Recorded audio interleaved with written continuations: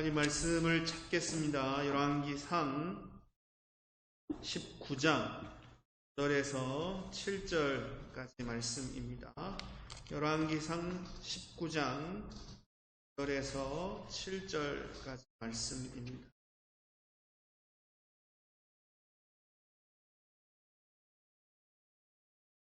매일 먹여주시는 하나님, 이런 가지고 본문을 중심으로 함께 은혜를 이루기를 원합니다. 열왕기상 19장 5절에서 7절 제가 읽어드립니다. 도뎀나무 아래 누워 자더니 천사가 어루만지며 이르되 일어나서 먹으라 하는지라. 본즉 머리맡에 숯불에 구운 떡과 한 병 물이 있더라. 이에 먹고 마시고 다시 누웠더니 여호와의 사자가 또 다시 와서 어루만지며 이르되 일어나서 먹으라. 네가 기를 이기지 못할까 하노라 하는지라. 부모님들 눈에는 자식 입에 음식 들어가는 것보다 예쁜 게 없다, 그런 얘기를 하십니다. 그러면 자식들 먹는 것만 봐도 배가 부르다, 이런 말을 했겠습니까?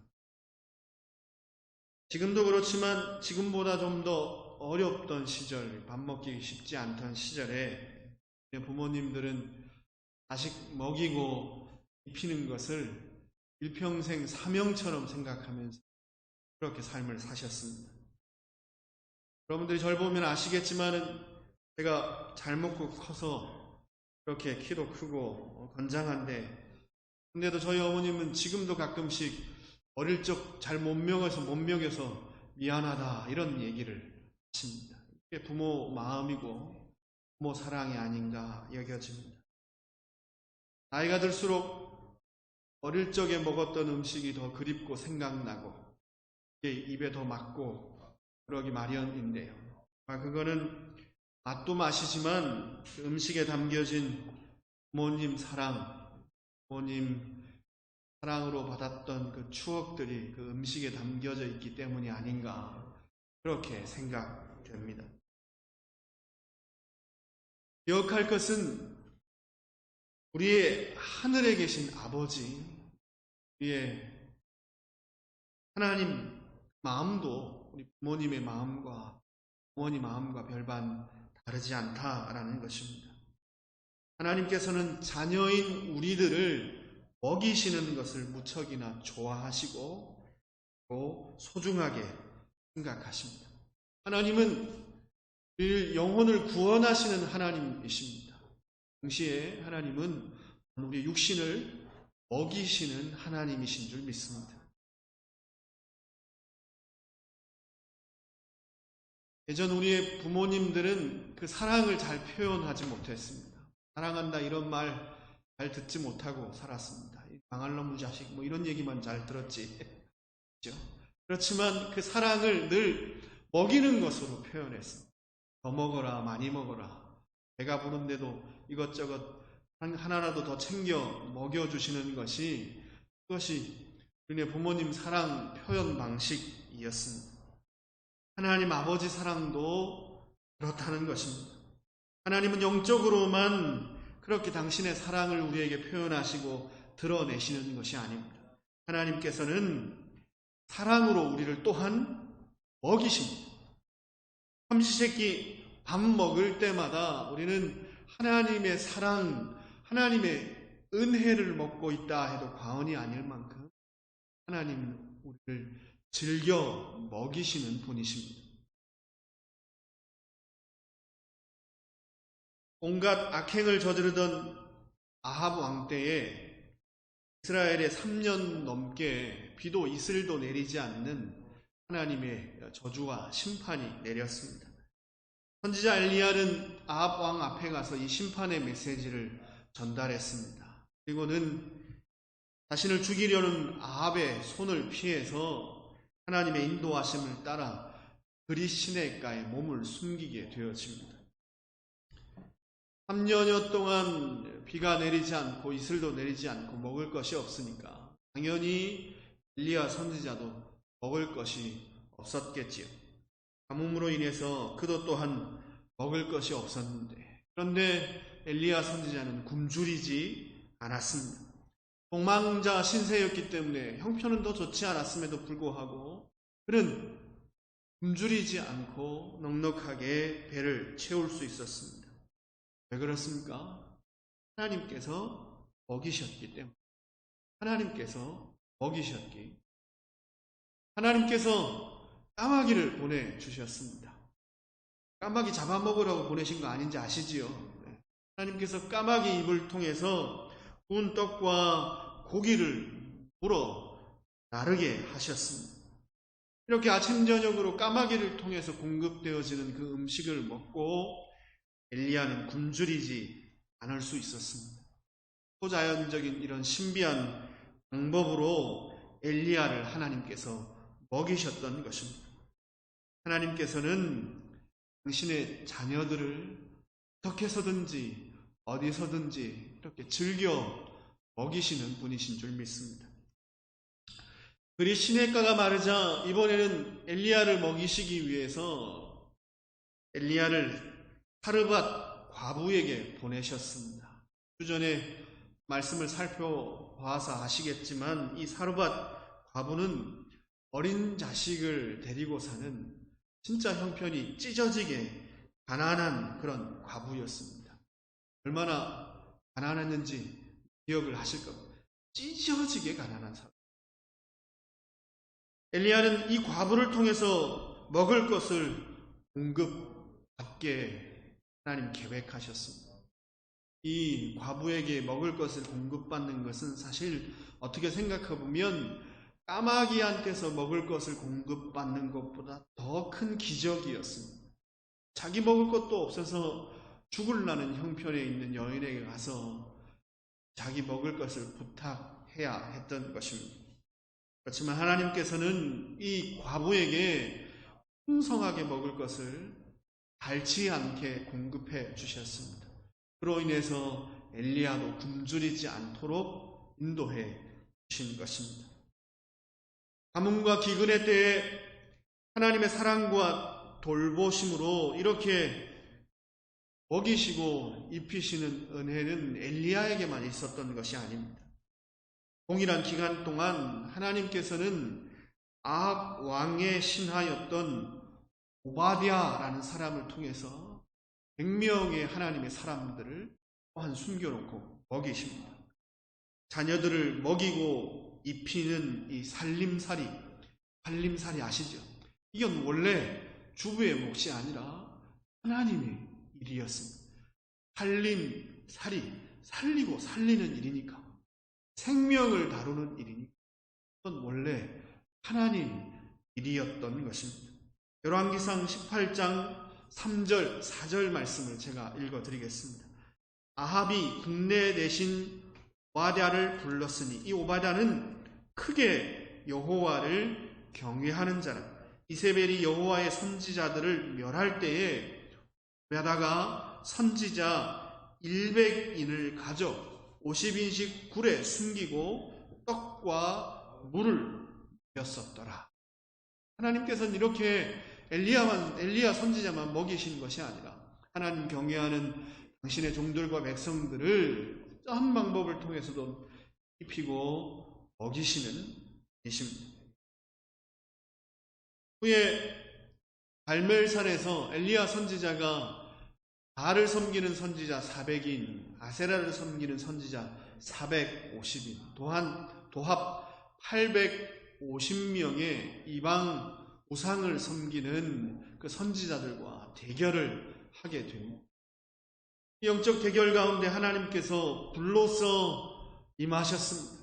그리고 하나님 그분만이 참 신이심을, 하나님만이 전능하신 참 하나님이심을 백성들 가운데 드러내셨습니다. 그리고 이 850명의 우상을 섬기는 선지자들을 엘리야에게 붙이셔서 그 우상 섬기는 선지자들을 다 멸하게 하셨습니다.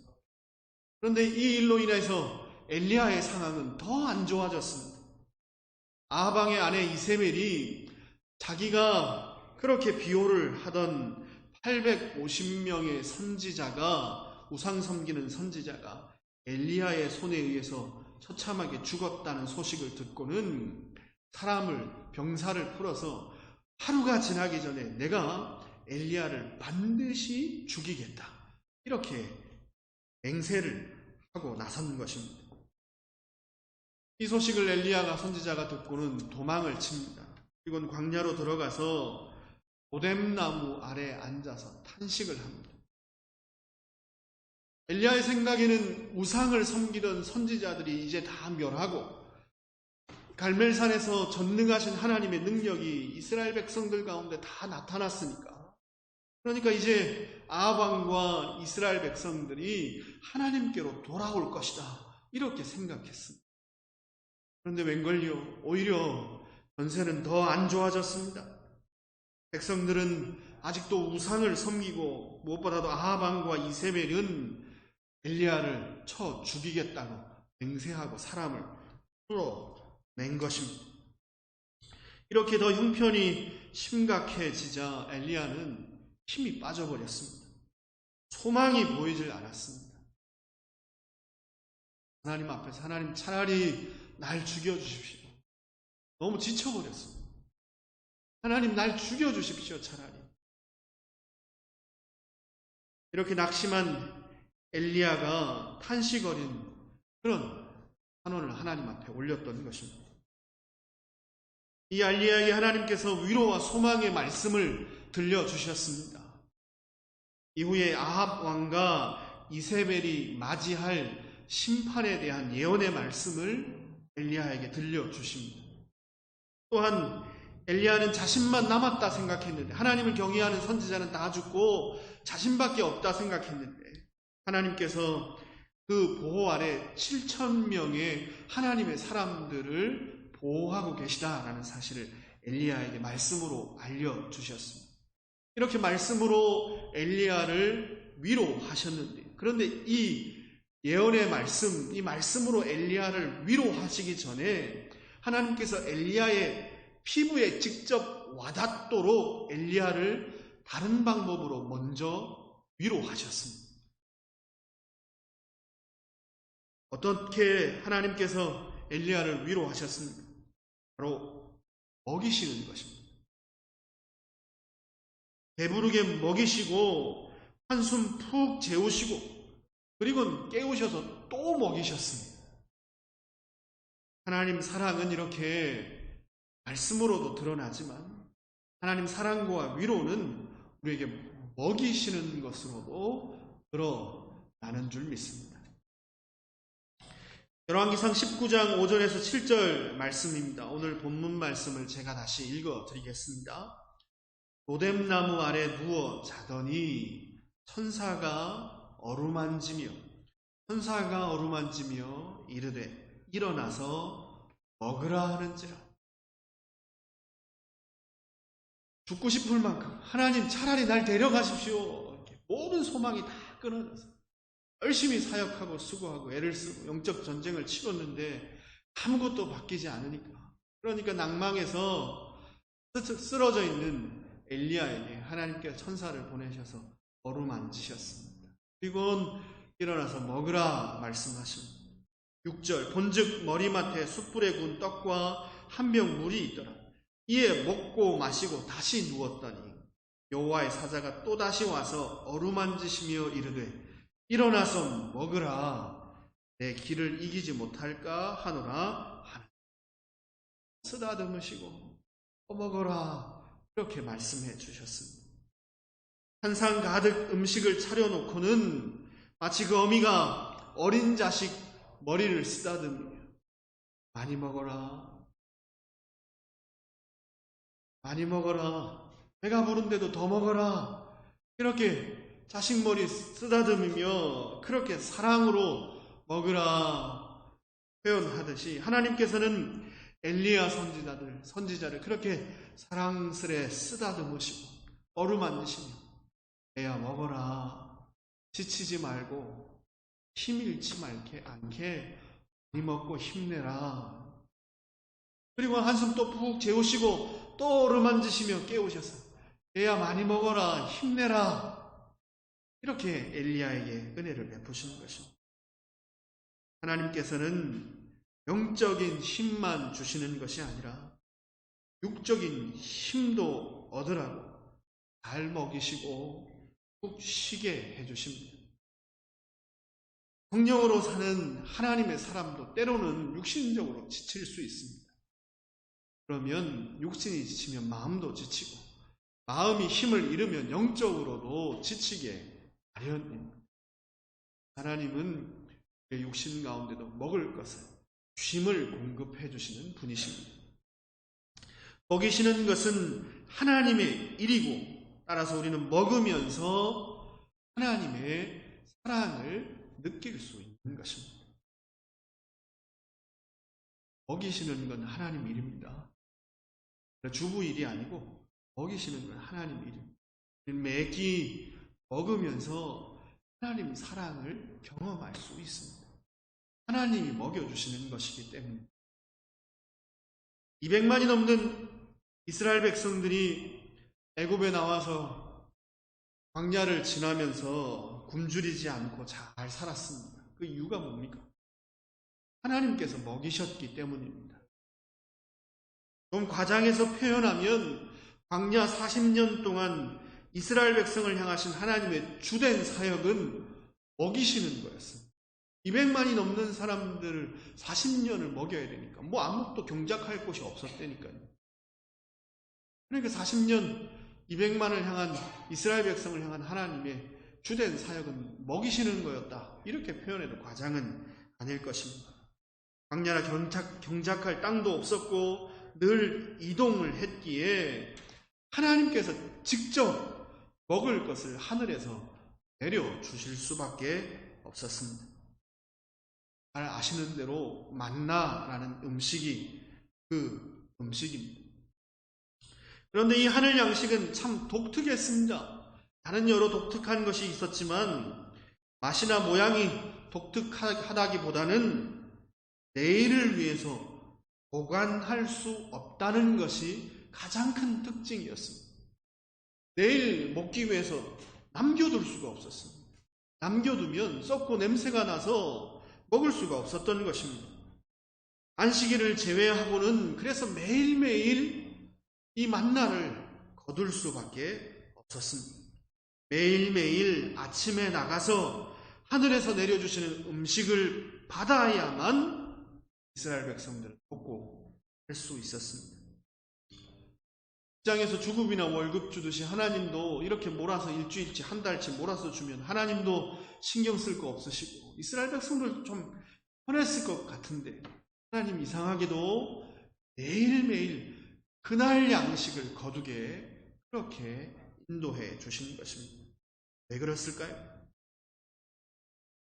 매일매일 매일같이 하늘을 보게 하신 것입니다. 하루도 빠지지 않고 하나님의 공급하심을 의지하여 살게 하신 것입니다.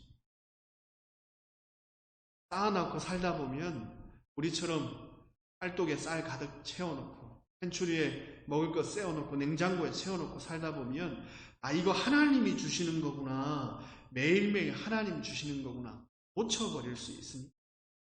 매일매일 하나님 주시는 것 기억하게 만드시려고 매일 공급하셨습니다.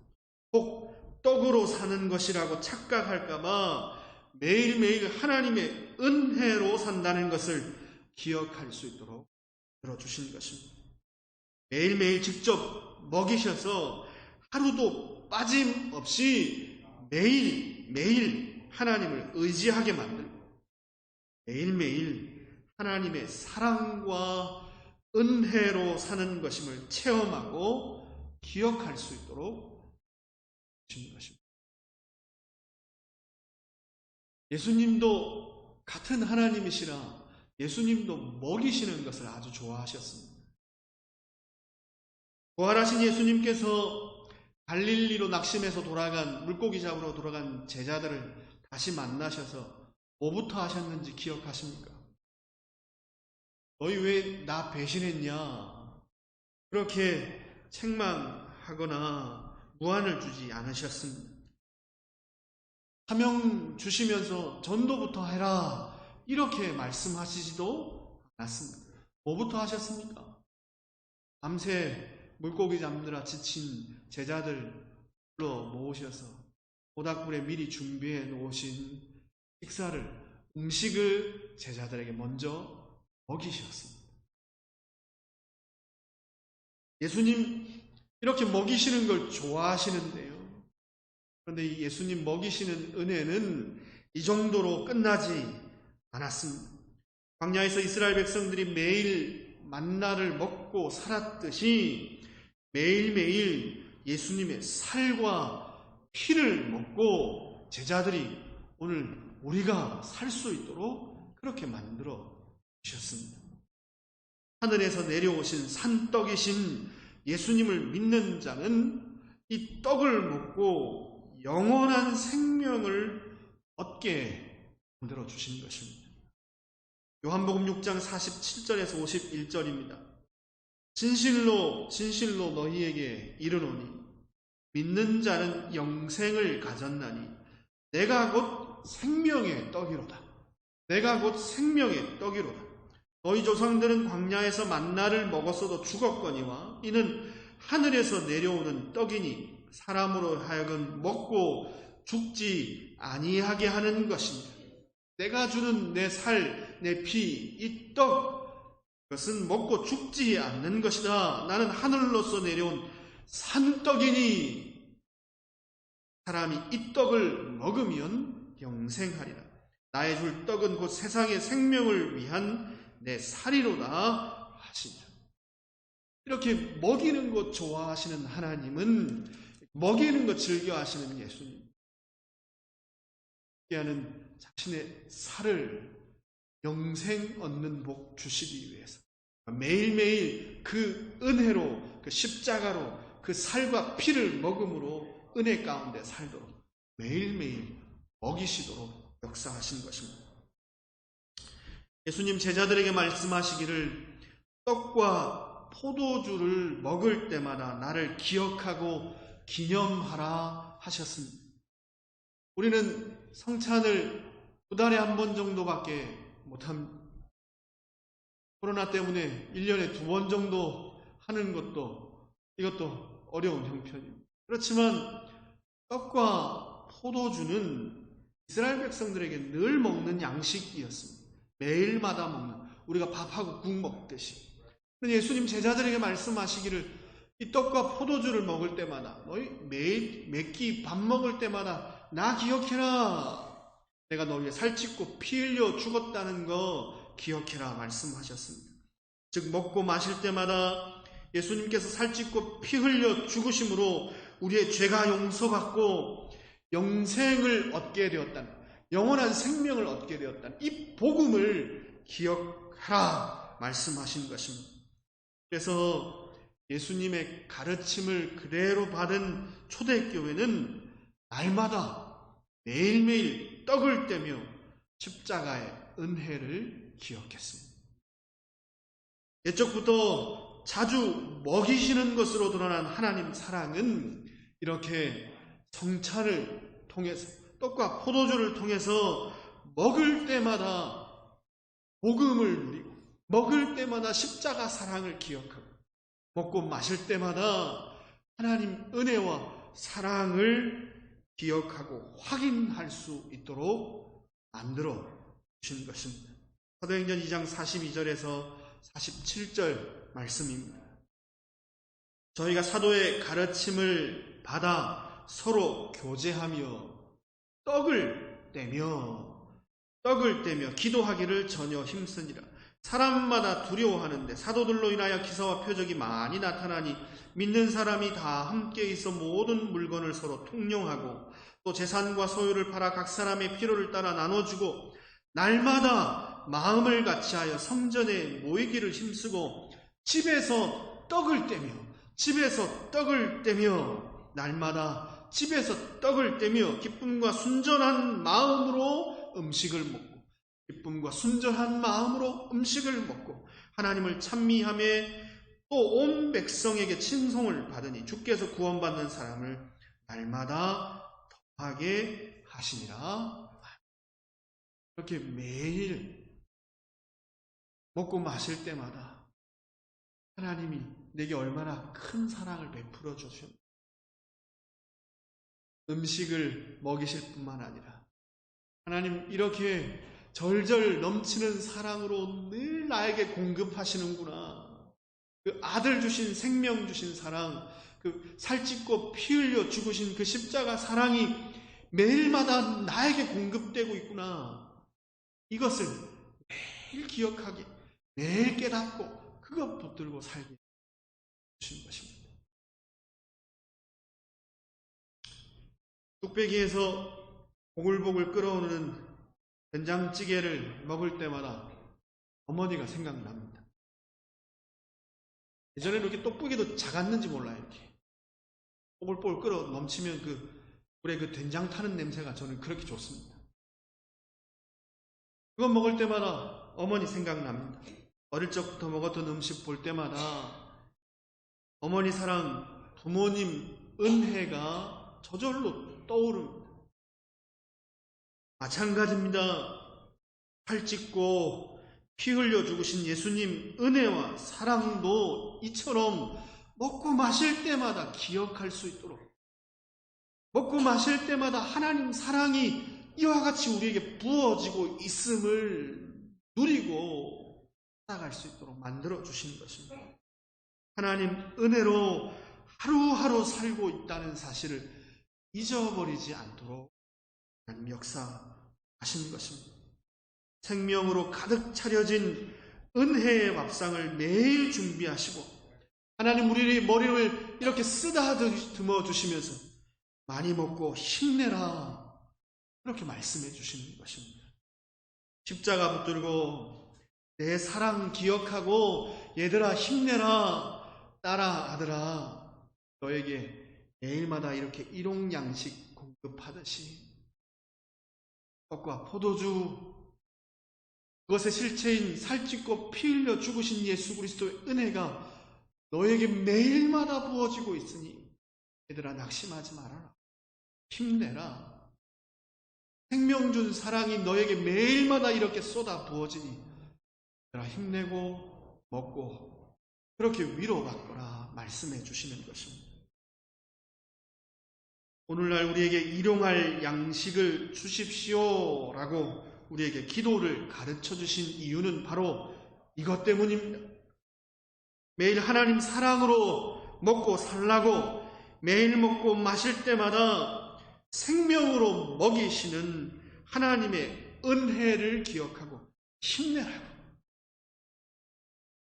하나님 이 먹을 것 오늘 매일마다 공급하듯이 동일하게 십자가 사랑도 매일마다 우리에게 충만히 부어져서 아들 주신 그 사랑이 매일마다 충만히 부어져서 그 은혜로 살아가라, 위로받으라고 그렇게 이 기도를 가르쳐 주신 것입니다. 이 기도를 그 은혜 가운데 살라고 주셨습니다. 자신의 살과 피로 자신의 생명과 전부로 먹이시는 은혜가 저에게는 매일 있는 줄 믿습니다.